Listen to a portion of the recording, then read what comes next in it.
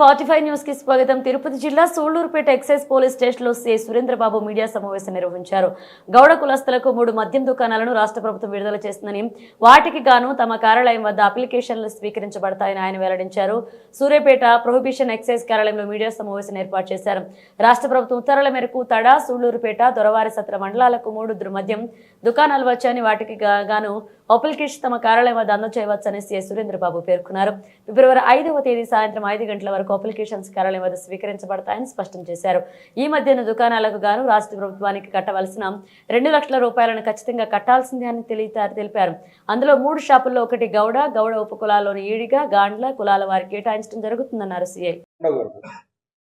Highway అనేది మున్సిపాలిటీలో highway పోతుందంటే shop పెట్టుకోవచ్చు, దాని ఏమి ఇది లేదు. కాకపోతే ఇప్పుడు తడలో హైవే పోతుంది, ఆడ పెట్టుకోవడానికి కుదరదు.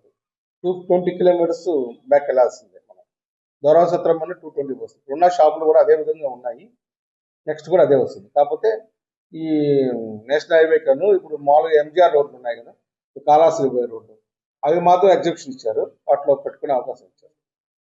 ఇప్పుడు యాక్సిడెంటల్ జోన్ గా ఉంది.